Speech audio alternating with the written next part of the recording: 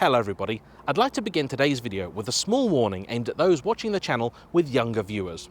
During the original recording of this piece, a number of bad words may have been used to help express my frustration with certain issues that I've experienced in the last week.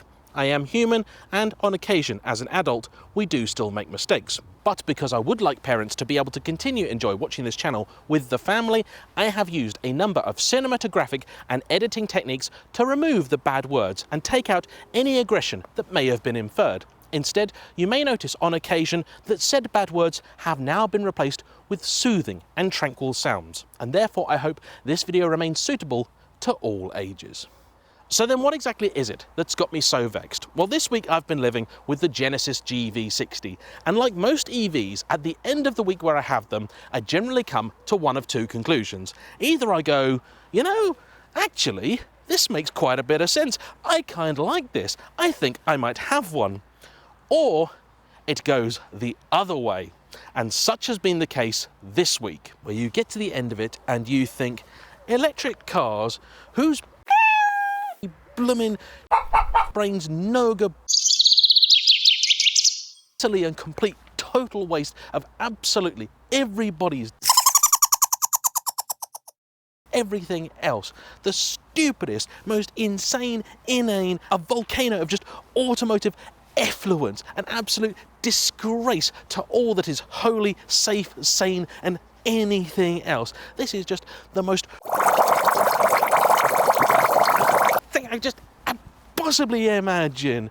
I do not know how anybody buys one of these and doesn't later just Merry Christmas. And the worst thing is, I'm not sure much of it is actually the car's fault, because the GV60 is actually quite good.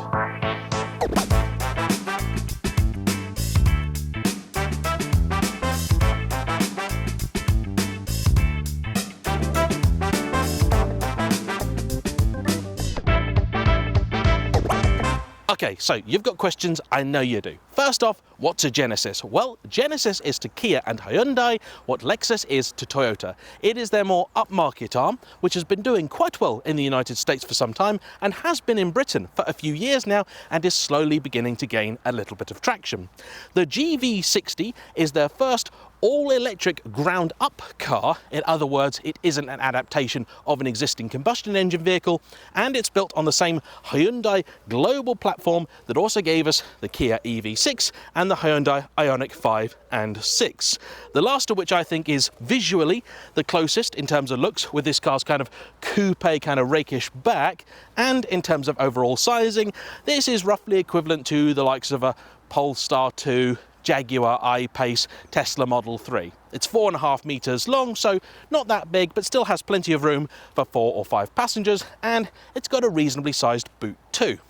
This is the top of the line version, which costs you, well, quite a bit of money. Now, this is not my first experience of a Genesis product on the channel. I have previously driven their G70 shooting brake, and though you could certainly tell it's a member of the Kia and Hyundai families, that was a car that I felt did more than enough to justify a different badge, and I think presented something a little bit different, and most importantly, was interesting. But then, a couple of months ago, I was at an industry event and Genesis were there, so I took the opportunity to have a look at the current model lineup, and it became very clear to me very quickly that it was this, the GV60, that they were particularly proud of, and it didn't really take long for me to work out why. And I have to be honest, there was one thing in particular that made me go, yeah, I want that.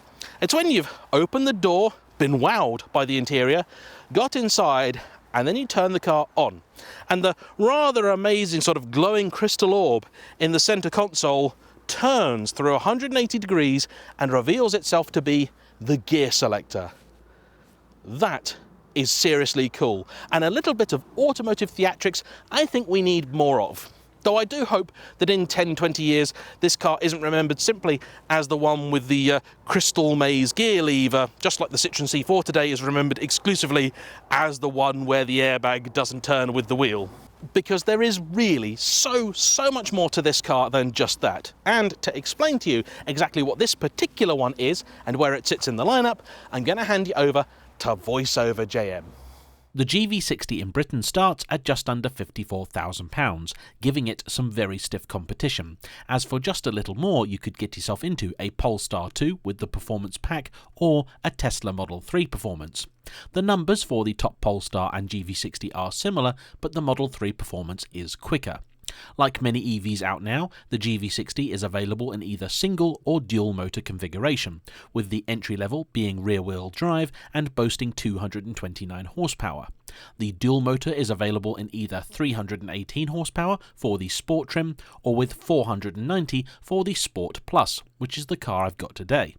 That Sport Plus model is a £13,600 uplift over the base model, and though for the latest pricing and option information you should check the Genesis website, the car I've got today with extras costs a total of £75,535. And I am never going to try and pretend that's not a lot of money, but as soon as you open the door of this car, you do start to go, oh yeah, I see where it's gone. First off, you've got this amazing blue leather and Alcantara with this wild green stitching that I really, really like. All of the switchgear in here is quality. It's got a kind of air of funkiness about it. They're having a bit of fun with the place. I love the sense you get of open space in here, thanks to this huge gap down here where your transmission tunnel would normally reside. The steering wheel is maybe not my favourite piece on account of the fact that its two spokes are enormous. All of the buttons on here reminding me of those phones you buy for old people. But I do like the fact that the screen here is nice, bright, clear, and the one over here, not only is it a touch screen, but you can also operate it using this dial down here, so you don't need to touch it. That I love. Likewise down here, you've got controls for your HVAC and your media, and though you can only do a few things by touching the screen, the major stuff still has a proper dedicated button. There is also a good amount of storage in the car, so you've got plenty of space in the door bins here, including one specifically for a bottle. You've got lots of room down here below the USB sockets. You've got a little compartment here as well, and then one of my favourite pieces here, a nice smooth opening glove drawer as opposed to the more traditional glove box. I like that. And the back has not been neglected either. Now I do find it marginal for headroom. My sort of hair is just about touching the ceiling. You'll notice it's actually been sculpted a little bit to give you as much room as you can have, but for most normal people up to about 6'1", 6'2", it should be okay. You've still got plenty of storage, so each door has both a little bin and you've got a cup holder too. More than that, this car is absolutely packed with some really cool tech. So up front you have heated and cooled seats. In the back they're heated. Of course you have a power folding boot. You've also got your displays up here already mentioned. You've got cruise control, you've got a speed limiter. The steering wheel is electrically adjustable and heated. The driver's seat has massage function and many way adjustment. The passenger seat is also electric, and you even have controls here so you can move it from the driver's seat without having to get all the way around. That is very handy for a lot of situations, particularly people that have families. However, you've also got lots of other nice sexy tech, including a heads-up display, a nice Bang & Olufsen stereo, DAB, Apple CarPlay, Android Auto, all of the ADAS systems you'd expect of a modern car, and even a few old school luxuries like this nice sunroof. You've even got things like double glazing here, and there are lots of little touches, like the fact that when the windows go down for the last little bit, they're just slow, so they're not too aggressive. This is a car that's had a lot of thought put into it. So why then has it vexed me so? Well, like I said, it's not really the car's fault, but it began the day it was dropped off, when I wasn't able to be there for the driver, which I normally like to be, so they can talk me through all of the car's stuff. In the case of the Genesis, they were also going to show me the car's facial recognition technology. Yeah, you can unlock this car with your face, and though I knew it could do that, I didn't think they were actually going to sort it out for me, but apparently they were, and I missed that, so that is on me. Nor did they tell me the password for the driver profile. Most modern cars now have driver profiles, but to access any of these, you need to know the 4-digit PIN. And I didn't have that, nor is there a guest profile for those who just want to hop in and drive the car, meaning it took a little while before I could work that out and actually get access to any of the car's functionality. Then I worked out that no USB-C cable that I had would want to work with this car and my phone. It is very specific, it only likes certain USB-C cables, and this is a 50-50 car and phone problem. My phone, Oppo Find X5 Pro, don't buy one, it's useless. Like all USB-C phones, now it's a year old, the USB-C socket doesn't want to hold any cable at all, and so I wasn't really able to test the Android Auto functionality. But I still count this as a slight against the car, because in 2023, something as tech-laden as this should have wireless Android Auto, and that then would not have been a problem. If you ask me, USB-C is a terrible idea and certainly shouldn't be used for the car end connection. I can just about tolerate it on a phone, but for everything you plug into, no. Horrible, horrible idea. Anyway, the second day I had the car, it rained continuously. The third day that I had the car, I had to get work done on the Ferrari, so I couldn't use it. Then the fourth day, I got to drive the car properly, took it around a little bit, used up some of the juice, then got home, went to plug it into my nice fancy wall charger, and it wouldn't work. Again, nothing to do with the car, though I will note the fact there is only one charging port on this car, and it's here, but the other side, which is exactly the wrong place for me where I have my charger set up on my driveway. Not having two ports, I think, is a big mistake. But my charger worked absolutely fine 4 months ago. Nothing's happened in the interim. Now, not working. So, last night I had to drive the car half an hour away to be able to put some charge in it so I could use it today. And then when I did, I went to a GridServe station and they want to charge 69p per kilowatt hour, making this, I think, just as expensive to run really as the vast majority of combustion engine cars that I've tried on the channel recently. Again, not Genesis problem, but it has meant that this week I just haven't been able to spend the time with the car that I've wanted and to have an opportunity to test some of the really, really important stuff when it comes to an EV, like range, like economy, like what it's like to charge, all that sort of stuff. But I did at least get a chance to drive it. And on the basis of that, if you are considering something a bit like this, a nice big luxurious kind of crossover type thing, not just an EV, the GV60 is definitely worth your consideration. Here's why.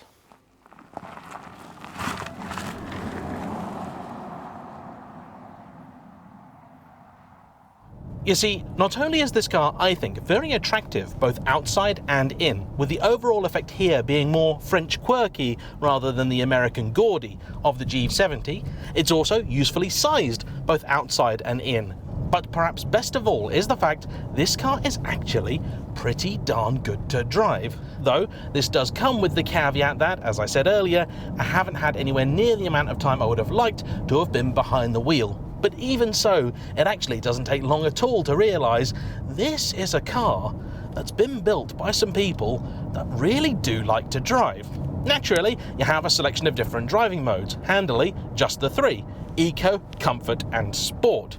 Now, I did have some reservations because when I first got in this car, it was in Eco, and it was not pleasant.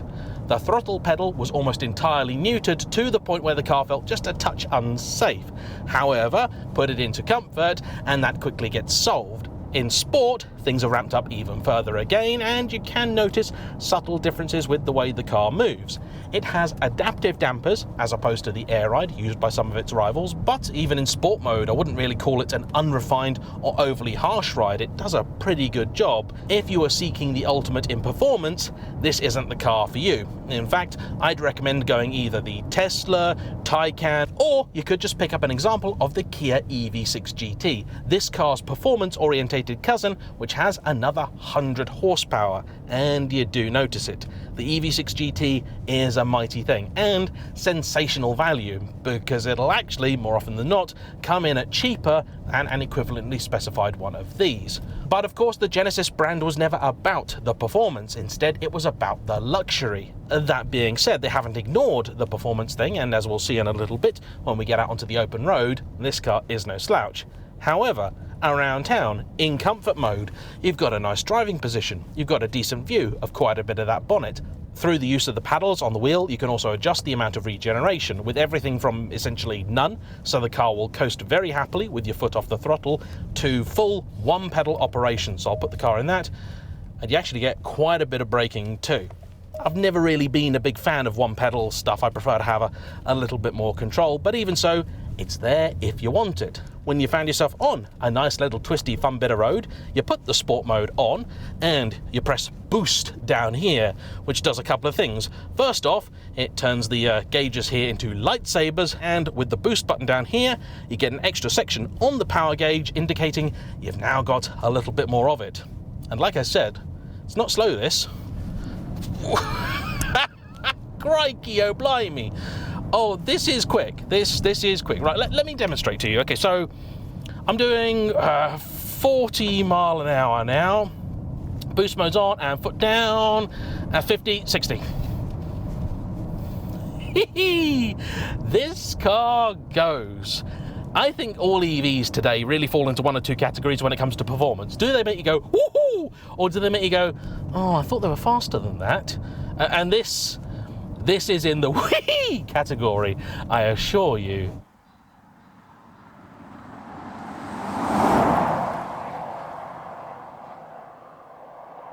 But EVs being quick, really, that's just not news anymore. What I was delighted with is the steering feel in this. Like so many of the really good Kias, it's actually got some. First off, it does communicate quite successfully the heft that this car has. It's 2.2 tons, it's no flyweight. But it does also weight up, so when you're through a bend, when you're beginning to push on a little bit, you get a sense of just how close to the edge that you are, and to then push a little bit harder, really start to try, particularly if, as it's been this week, the conditions aren't great, and the car reveals a very playful character. It's actually quite rear balanced. Now, some of these, including this one, do have a proper electronic limited slip differential at the back. And the fact they chose to install that in something that many people could conceive to be just, well, a simple, ordinary electric family car tells you that there are people over at Genesis that do like to have fun. I mean, come on, the EV6 GT got a drift mode. It's incredibly hard to turn on, I really can't remember how, but the fact they even bothered to put it in, I appreciate. As I do the size of the thing, not just in terms of the length and interior space, but also the width of it. You see, on that particular bit of road back there where I do a lot of my drive-bys, some sections can be quite narrow and quite daunting in certain cars, even the likes of, say, the F12, but also things like the Jaguar F-Pace and so on. They feel big there, they feel out of place there. This does not, and that's impressive. And then when you come to park it, it of course has the usual bevy of different aids, including parking sensors, front and rear, a 360 camera, and most impressively, a set of lights that get projected out the back to show you exactly where the car is going. That's nice, and far, far more useful than the daft puddle lights that you get in a lot of stuff, including this.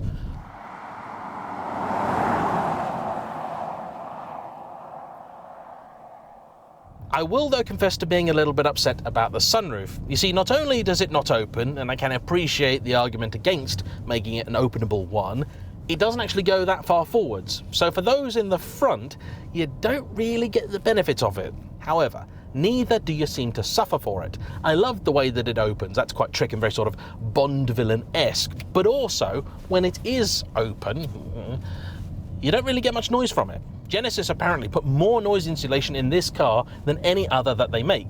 Even the tyres, special Michelin Pilot Sport EVs, they're foam lined too. The car even has active noise cancelling technology, and it does really just work.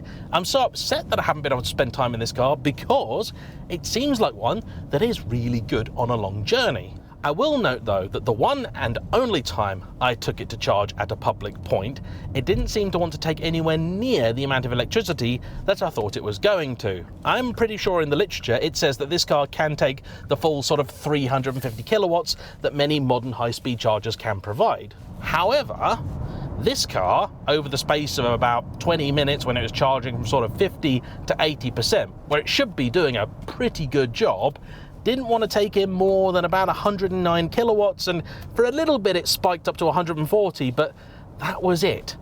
And I was kind of disappointed, to say nothing of how much it cost me to feed the damn thing. The dash is nice and clear, really easy to read, although to be honest, most of the time I just use the heads-up display. With no RPM to speak of, really, there's very little need to look down here. Although, it does have one rather funky mode where you've got a camera that looks forward and it lets you watch that.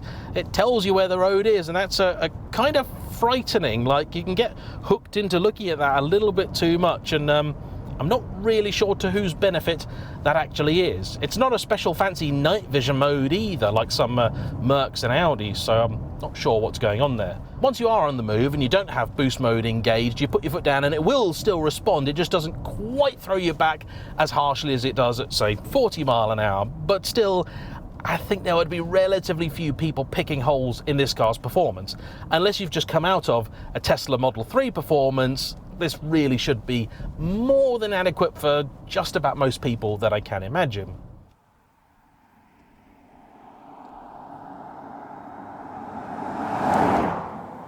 And the economy in the time that I've had it, again caveat, not as long as I would like, seems to be okay. I've been averaging about 3 miles per kilowatt hour, which is much better than I got in the Taycan, though that I was driving in the winter, but not anywhere near as good as in, say, the Kia e-Niro. To give you a rough idea, this car's at 70% charge now, and it's predicting a range of about 160 miles.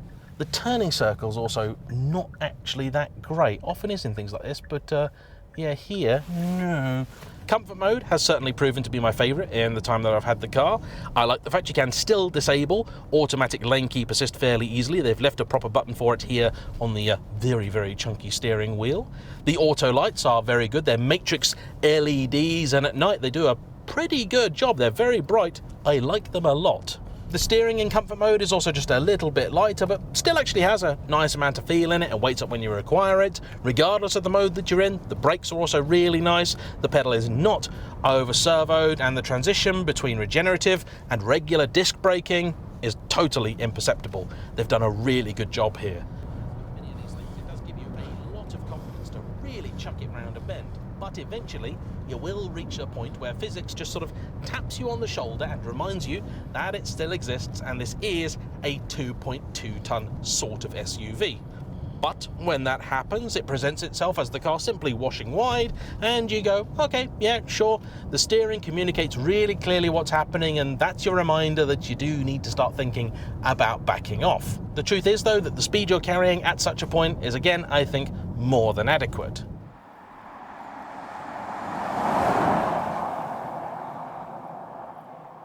And, you know, I'm actually struggling to think of any one area where this car has actually really let me down. One thing that's left me really quite disappointed, other than the choice to give it one charging point and put it over there. But really, that is a gripe, and one I'm sure you could eventually deal with. But for the most part, this has been a real pleasant surprise.